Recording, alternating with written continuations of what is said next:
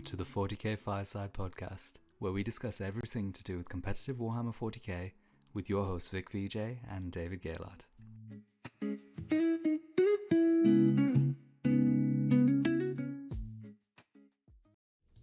Hey everyone, and welcome back. Awesome. This video is going to come out before Vic and I do the balanced data slate reactions and stuff like that. So if you're looking for like the wider meta and whatnot and our thoughts on the game as a whole, then wait for that. It's going to be coming out soon. But in the meantime, because I'm in New Zealand and Vic is in the UK right now, I wanted to get started on my thoughts for Black Templars. Now, I was sort of in two minds going into this balanced data slate, and as hopefully lots of people know, I'm not affiliated with Games Workshop, so I don't get any information beforehand. But I honestly thought Black Templars weren't going to get any points increases because they're a pretty fair army. For, some context here, I've been playing Black Templars since they got the new book, and I played them at ETC where where our team won, and then I played them, and I was the highest score on our team. I played them at LGT and came 8th overall, and then I played them recently at the ITT where our team won. The difference being though is when I played them at the ITT, my metrics was significantly worse. Their power level was much, much lower, and I was being paired into, shooting army matchups where it was almost an auto loss going into it. So I really felt like the power level of the army wasn't anywhere near as high as some other armies that we're going to be talking about. So I was genuinely very surprised that they got a 70-point increase. Well, when I say they, I'm saying the list that I played and have played point for point for the last 3 tournaments, which I'm going to assume Games Workshop just looked at my list and then saw what I was taking multiples of and put specific points on those. It's kind of the only reasoning I've came to. And yeah, so 70 points on it, which was actually, aside from, depending on how you look at points, I think Black Templars was one of the armies that got nerfed alongside Sisters of Battle and, Aeldari and AdMech. Now, it wasn't as severe as Aeldari and AdMech, by all means, but I think it was about the same as Sisters, and I certainly didn't feel like Black Templars was on the same power level as Sisters. And for a little bit more of context, I've played at tournaments Ultramarines, Space Wolves, I've played Raven Guard, and Black Templars. So I've got a pretty good, I feel like, unbiased opinion about where I think the Marine balance is right now. And spoiler alert, Ultramarines is the best and has always been the best. But we'll get into that in the later episode. So I thought I'll do a video because I had lots of people following Black Templars and getting into it and playing the list that I played. And our Discord is really active in the Black Templars, Space Marine section, of course. So I thought a lot of people are going to be playing in my exact list. How can I update the list? And what are some of the shifts of the meta that I think are going to impact Black Templars going forward for players? So, where to from here? Okay, let's kick it off. Kind of enemies of the Templars as I see it. So, this is a bit of an interesting story, and I'm not exactly sure how Black Templars will land here. Okay, I don't think they are, you could argue, perhaps a bottom of A tier army. At best, top of B tier, I think. But they've kind of got nerfed and they've got buffed in some ways. So one of the buffs is, of course, that Aeldari has taken a huge nerf. And in fact, the playstyle, which was extremely good against Black Templars, has been nerfed specifically. So, Fire Dragon and Wave Serpent reusability has been removed from the game, effectively, which was really, really good against elite infantry and Repulsor Executioners, right? And so that's a really big buff for Black Templars.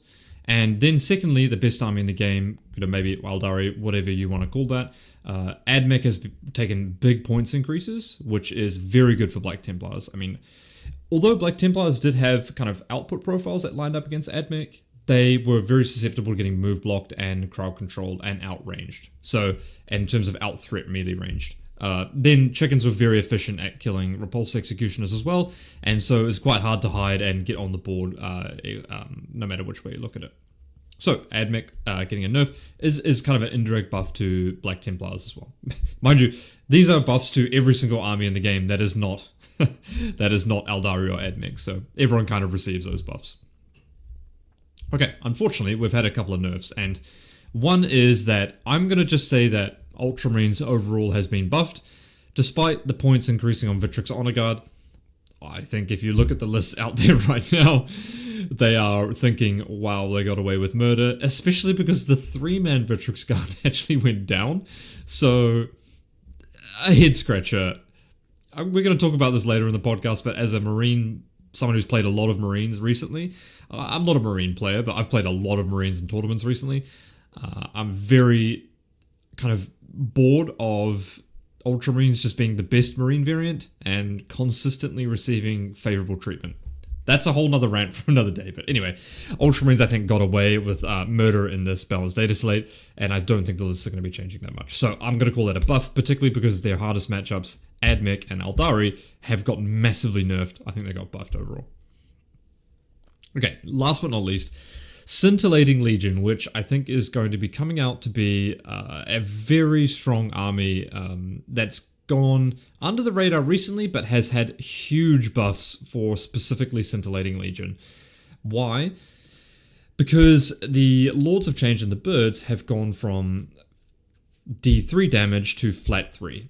And when you're trying to kill 2 wound models and 3 wound models, that's like basically double damage, which is huge. Like imagine if, for example, their shot count just increased by twice as much. I mean, that would be enormous, right? So if you're trying to kill Sword Brethren, yeah, that's extremely good. So I think this is definitely an army that I would call an enemy of the Templars, and I'll probably be doing some content later on, maybe how to tackle this, but you'll also see in my list maybe some things as well. But I think this is going to be a tough one.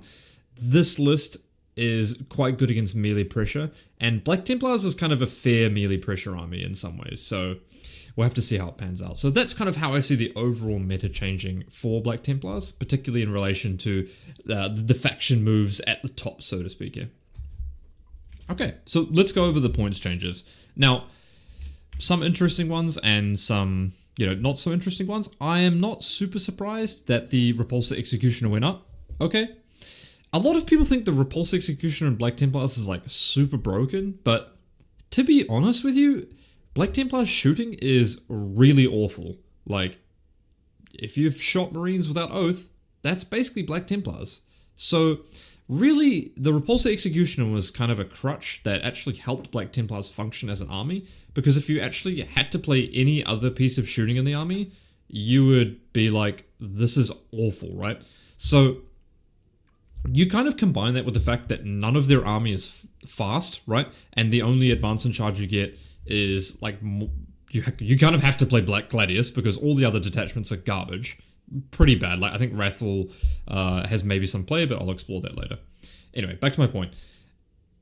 The shooting is terrible. Repulsor Executioner wasn't actually that OP in it. I think it was actually just like good, but it was really, really needed for the army to actually function, which is really important when you think about the design space, I think, right? Stuff can be good in an army such that the army requires it to actually be good, right? For example, the Repulsor Executioner can be good such that the army actually requires a good shooting platform to actually function, right? Just the way I see the design. So we saw that go up 15 points. Empress Champion up 10 points. I mean, this guy was pretty good. He was definitely unique, and I think he gave a lot of flavor to Black Templars. They had a strong individual character here, who was at 90 points, not immediately obvious to get value out of necessarily. So he was often like a solitaire, right? You would send him out, boom, done. He had some secondary play in terms of, he can be lone op, so he can push out strat reserves. I'm quite surprised he went up 10 points. Okay, it is what it is. Now, the Crusade Ancient going down, still never playing him, and on a side point, Games Workshop literally shilling their models on the Balanced Data Slate update, saying, hey guys, we put the 2 new kits down, please go buy them, here's a link to the store. I mean, it's a little bit bizarre. But the Crusade Ancient, I don't really think is that great still. I mean, 55 points, if you want to cut corners in your lists and play 2 Repulsor Executioners, you can go to this guy. But you'll obviously see that the other characters in the detachment, like the Castellan and the Marshal, are such massive damage amplifications that it's really hard to not justify just paying 10, 15 more points to use better characters here. Okay, the Castellan went up 10 points. So that's an interesting one. I could see the Castellan going up 5, and I think 10 is a little bit steep. The Castellan was good, and that was a unit combination that you could use to effectively get 4 rerolls to hit if you pass a leadership check. Spoiler alert, you don't always pass that. But it made a cheap, efficient trading unit, 5 Assault Intercessors and a Castellan. Now, on paper, if that unit gets to an objective and makes a charge, that is a cheap, efficient trading unit with good OC. Don't get me wrong. But you actually have to play, you have to stage your unit and then get it to an objective, right? And then not be heroic. So this unit was not fast. Like, these are 6-inch moving Marines out of a transport maybe. So I actually thought they weren't that imbalanced, to be honest with you. I just thought this was a good, strong part of the army and generally just an efficient piece overall. So anyway, up 10 points. Excoriator down 10 points. I was actually looking at putting an Excoriator in my LGT list and didn't kind of find the justification for him. Now he's down to 60 points. We are going to see a little swap here. So those are the points changes overall. If you're playing my list, it works out to be 70 points because you've got 3 Castellans, you've got 2 RepExes, which is 60, 10 for the Emperor's Champion overall. So 70 points is, coming close to, I guess, like 4% or something like that, 3.5% on 2K. I would say that's in the moderate nerf area, and for me, a nerf is like 100 points, and a very heavy nerf is like 150 plus, right? So let's get into it. I've kind of gone through a list here. Well, I've gone through my previous list, and I've thought about how we can adapt it in the most ways. Now, there are a couple of other units that have changed in Marines, which I didn't mention, and that's the Eradicator. Now, you'll know, obviously, that Black Templars don't have the Oath of Moment ability, so you kind of want pieces that work without Oath of Moment, right? And either the Ballistic Dreadnought or the Eradicator kind of fills that profile now. So, let's go right from the top. We've got Grimoldus with his 10 Assault Intercessors. We're still going to run that package. It's still a good package to do. We've got a Marshal with 5 Sword Brethren. That's the same. A Marshal with 5 Sword Brethren. That's the same. A Castellan with 5 Assault Intercessors, the same. Castellan, 5 Assault Intercessors, the same. An Excoriator now with the 4 Sword Brethren. Now, this used to be a Castellan with 4 Sword Brethren, so we've gained a little bit of advance in charge, and we've just sacrificed damage overall. Next up, we're still going to play the Emperor's Champion. I still think that's probably the best place to use him on. You could maybe play the Gravis Captain if you wanted to skim more points to then play the second Repulsor Executioner. So then we've got the Combi Lieutenant, obviously. I don't know why the Combi Lieutenant is still 70 points when the rest of the Marine stuff goes up. It's literally auto-included everything. And then we've gone for 5 Intercessors, which we're still going to need to play. And then 2 units of 3 Eradicators.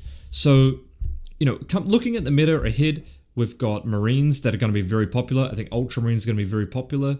And they're going to be playing Ballistic Dreadnoughts, they're going to be playing Redemptors, and I think Eradicators maybe line up okay into them. You can disembark, and then you can shoot, grenade and then shoot, and you've got a decent chance of heavily damaging one.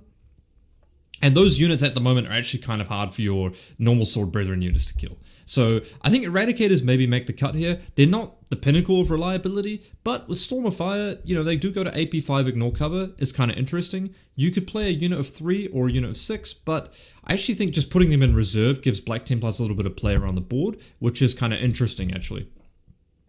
Then we've dropped the Repulsor Executioner, and we're playing the Impulsor. Now, if you play the WTC terrain format, actually, the second Repulsor Executioner was quite hard to use. So I'm not that cut up about having to drop that necessarily. But if you're playing the Games Workshop format, maybe I would think about potentially running the Gladiator Valiant, which I didn't talk about in the previous slide, that also went down 10 points. It's not bad, but you could also run the Stormspeeder Thunderstrike or Hammerstrike, the one that went down and gives +1 to wound. Wouldn't be the worst option in there as well. You'll gain some points somewhere else, and maybe you could swap out another unit somewhere else to put a second one of those in. It maybe wouldn't be the worst thing in the world. So that's my kind of list that I'm going to be pivoting to if I play it for the WTC based terrain format, UKTC as well, because UKTC is quite heavy these days, and hopefully it goes well. Now, one thing, if we talk about the matchups, I do think that the math on, Sword Brethren into Victrix Honor Guard, if you double join them with Castellan and Marshal, isn't terrible. And if you play the Emperor's Champion with Assault Intercessors, you can get a good time into them because you get anti-character dev wounds. So there is hope there yet, I think, right? You're going to be hitting on you're not going to be +1 to wound, but you're going to be wounding on 3s, rolling 1s if you're with Assault Intercessors, and then every 5+ is a dev wound. So you've got some hope there, I think, with the Emperor's Champion. You can get him to AP4 with the strat as well if you're an Assault Doctrine. Then, in Scintillating Legion, you've got the Emperor's Champion there to potentially knock out a big bird going with dev wounds, and I think potentially with Grimaldus' unit, that could be hard for them to kill, maybe. You're going to have to obviously AOC and cover, and I think the reactive moves into transports here can be a little bit of a problem, like armies like Scintillating Legion, and maybe the Victrix Honor Guard matchup, perhaps here. Now, you're still playing Gladius, so you've got reactive move and fight on death, and that's not the worst into Victrix Honor Guard, especially because they can't AOC when you fight on death. So we'll have to see. I'm not 100% sure where it's going to pan out, where the army sits, but the army is like the definition of fair. It's not really doing anything broken. It moves the Marine army, it moves your Marine units up, you roll in advance, hopefully you roll high, and then you charge someone, right? So yeah, that's where it is. I'm not, I'm a little bit torn between Black Templars and Guard right now, and I feel like, just personally, now you can play Black Templars, of course, but I feel like personally the power level has dropped a reasonable amount here, and it's been pretty, mid, slightly above mid for a while here, so I might be going back to playing a bit more Guard, a bit more of an army with just genuinely a higher power level overall. So, that's my thoughts. Let me know down in the comments what your thoughts about Black Templars were. Were you surprised that maybe they got nerfed? Were you thinking that something else was going to get buffed in compensation? Let me know down below. See you guys.